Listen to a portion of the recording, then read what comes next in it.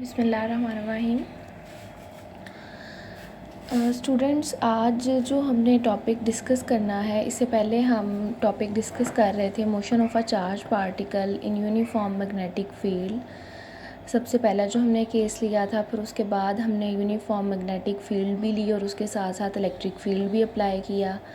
और फिर थर्ड हमने ग्रेविटेशनल फील्ड में भी एक चार्ज पार्टिकल की मोशन को चेक किया। तो हमारे पास बड़े इंटरेस्टिंग रिज़ल्ट आए हमारे पास कि फर्स्ट में कि वो सर्कुलर पाथ में मूव करता है अराउंड एक्सिस, और जो उसके बाद हमने देखा और वो ड्रिफ्ट भी करता है अपने ही वेलोसिटी के कंपोनेंट के अराउंड। और जो दूसरा केस था उसमें फिर हमने देखा जब हमारे पास ड्रिफ्ट आई एक बड़े इंटरेस्टिंग मैनर में, जब वो क्या मूव कर रहा था अराउंड एक्सिस। और वो जो ड्रिफ्ट थी वो जब हमारे पास बी परपेंडिकुलर था ई पर, तो हमने कहा था कि वो जो ड्रिफ्ट आई है वो इस तरह से है कि वो डिक्रीजिंग वाई की तरफ है। उसके बाद हमने ड्रिफ्ट देखी गाइडिंग सेंटर के अराउंड। जब हमने ग्रेविटेशनल फील्ड अप्लाई किया तो एक बात तो यहाँ पर क्लियर हो गई लास्ट टॉपिक से हमारे पास कि जो गाइडिंग सेंटर है, ठीक है, गाइडिंग सेंटर की जो मोशन है, गाइडिंग सेंटर क्योंकि हमारे पास एक फ़िक्स्ड पॉइंट है, लेकिन वो फ़िक्स्ड पॉइंट भी मूव करता है किस तरह से, अपने ही एक्सिस के अराउंड, कि वो फ़िक्स्ड पॉइंट भी अब मूव करना शुरू हो गया, जिसको हमने जायरेशन का नेम दिया था कि वो जायरेट करता है।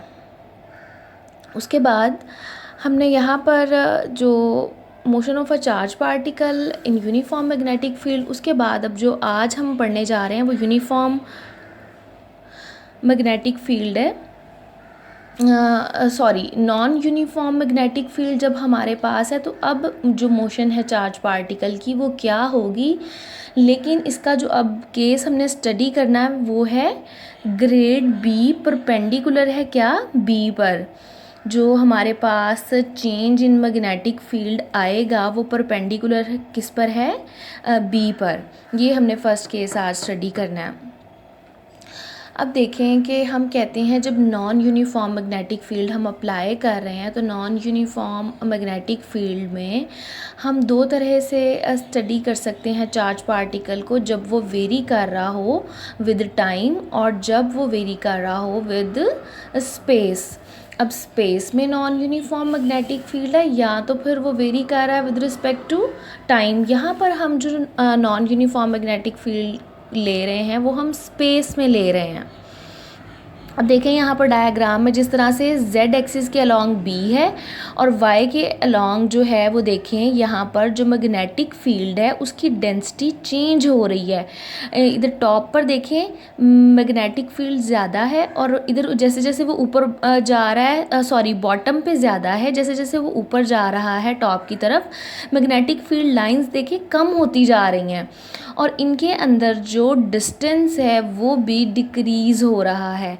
तो हम कह रहे हैं कि जो चेंज इन मैग्नेटिक फील्ड आ रहा है वो अलोंग वाई एक्सिस आ रहा है और जेड के अलोंग हमने क्या ली है, अपनी मैग्नेटिक फील्ड। तो अब आप खुद देखें यहाँ पर ये हमारे पास जेड एक्सिस है और ये हमारे पास वाई एक्सिस है और ये मैग्नेटिक फील्ड लाइंस है। तो अब ये मैग्नेटिक फील्ड लाइंस अगर इस तरह से हैं और मैग्नेटिक फील्ड में जो चेंज आ रहा है वो ये है, तो ये एक दूसरे पर परपेंडिकुलर नहीं है और जो एक्सिस का कंपोनेंट है वो यहाँ पे ये है हमारे पास, जो हमने यहाँ पे ड्रॉ कर दिया है।